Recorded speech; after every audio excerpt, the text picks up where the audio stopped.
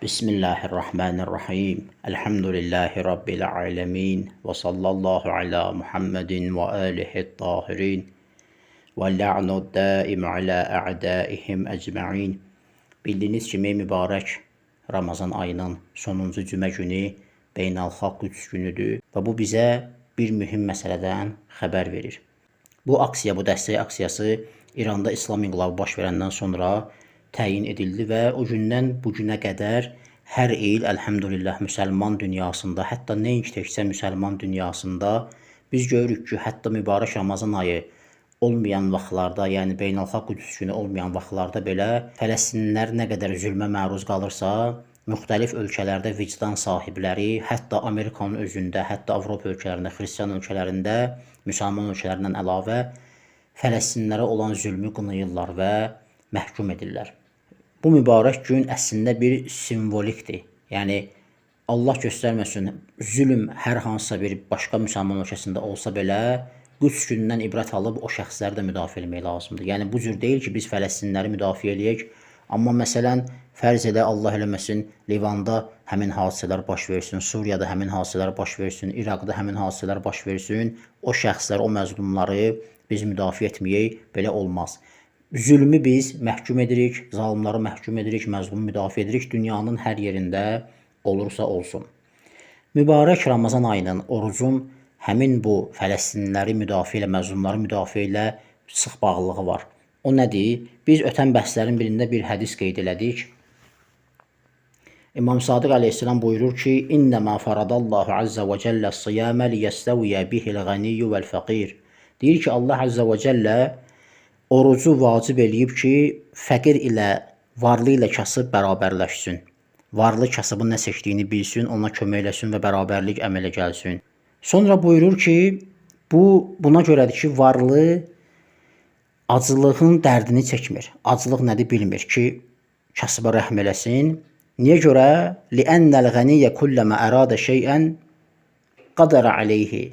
Çünki deyir, varlı hər vaxt bir şey istəsə ona qüdrəti var ki, geçsin, alsın və yesin. Fəəradallahu azza və cəllə ən yusavviyə beynə xəlqihi və ən yuziqəl ğəniyyə məssəl-cu'i vəl-ələm.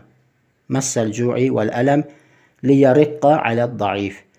Buyurur ki, hər vaxt Allah azza və cəllə bununla da xəlqi, məxluqları, bəndələr arasında bərabərlik yaratdı ki, varlı adam da kasıbçılığın nə olduğunu datsın. Ac qalaraq acılığın daha doğrusu nə olduğunu datsın və məşəqqətin nə olduğunu bilsin. Buna görə ki, ta ki zəifə onun qəlbi yumşalsın və zəifə rəhm eləsin. Baxın, bir insan, bu rivayətdə keçən 3 nöqtə var. Kasıb varlığın bərabərləşməsi, varlı aclıq və məşəqqəti dadır və qəlbi yumşalır. Deməli, biz bunu Beynəlxalq Qüds günündən qabaq ki, son cümə gündə, yəni mübarək Ramazanın artıq bitən vaxtlarıdır. Bu vaxta qədər 20 gündən çox, 25 gündən çox bir insan əgər doğrudan da kasıbların nə çəkdiyini bilirsə, o artıq mübarək Ramazan ayında Qüds gününə qədər təlim keçib. Artıq bilib ki, dərdə şərik olmaq lazımdır. Qəlbimiz zəif üçün yumşalmalıdır. Biz onun nə çəkdiyini bilməliyik, necə ki, acıların nə çəkdiyini bildik və zülmə məruz qalanların da nə çəkdiyini bilməliyik və onlara nə etməliyik? Yardım etməliyik. Onların haqlarını mümkün qədər müdafiə etməliyik. Hər kəs öz imkanına uyğun olaraq, heç kəs Allahı nəuzubillah allada bilməz. Nə qədər imkanın çatır, təkcə ildə bir dəfə mübarək Ramazan ayının son cümə günündə yox. Elə ilin bütün günlərində zülm nə qədər ki var, zülm bitənə qədər məzlumu məhkum etmək lazımdır, zülmü məhkum etmək lazımdır, zalimi məhkum etmək lazımdır və məzlumu müdafiə etmək lazımdır. Hər kəs öz türklər demişkən kəndi çapında, öz əlindən gələn qədər, öz imkanatı daxilində. Bir nəfər dövlət başçısıdırsa, məsuliyyəti daha çoxdur, daha çox qüvvəsi gücü var, kömək eləsin. Bir nəfər adi sıravi bir vətəndaşdır, əlindən gəlir ki, sosial şəbəkələrdə bu zülmləri ifşa eləsin, o cür məşğul olsun, o cür müdafiə eləsin məzlumları. Biri şairdir, şeiri ilə müdafiə eləsin. Heç kim də deməsin ki, bu nədir? İri çaplı iş deyil, mənim yazdığımla nə olacaq? Xeyr. İnsanın yazdığı ilə çox şey ola bilər. İlk öncə sən Allah qarşısındakı vəzifəvi yerinə yetirirsən. Balaca oldu, olmadı. Sənin əlindən gələn odur, onu bacarırsan.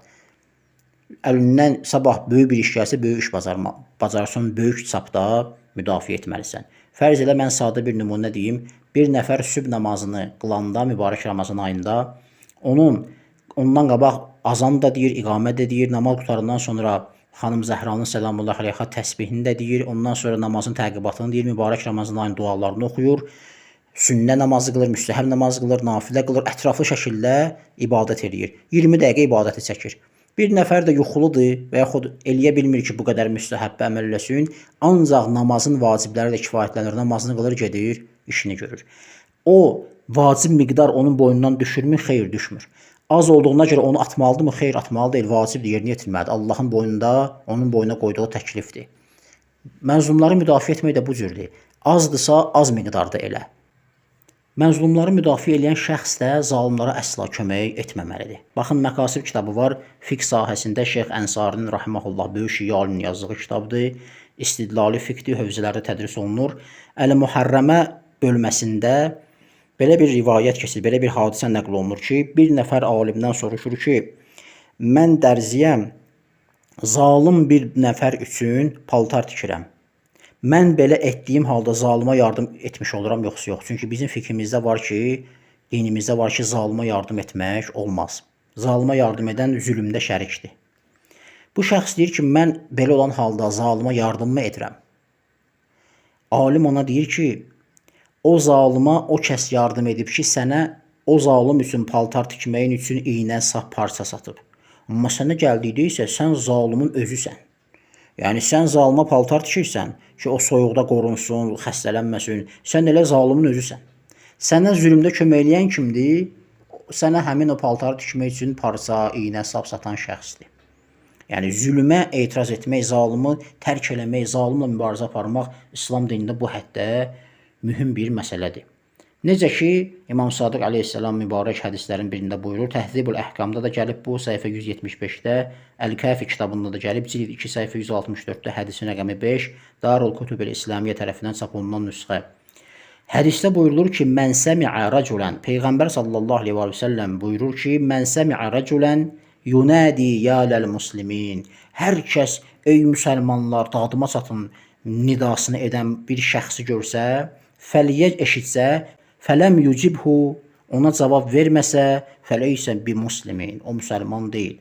Baxın, Peyğəmbər sallallahu aleyhi və səlləm demir ki, mən səmi'ən muslimən yunadi ya ləl-muslimin. Hər kəs bir müsəlmanı eşitsə ki, dağda çağırır, deyir, ey müsəlmanlar kömək eləyin. Xeyr, deyir, mən səmi'ə rəculən, hər kim bir kişini. Deməli, hətta bu kişi, yəni bir insandan söhbət gedir də, qadın kişi fərq eləmir, bir şəxsdən söhbət gedir. Belə deyir ki, kişiyə kömək eləyək, qadına zülm eləsələr, yanaq baxaq, yox.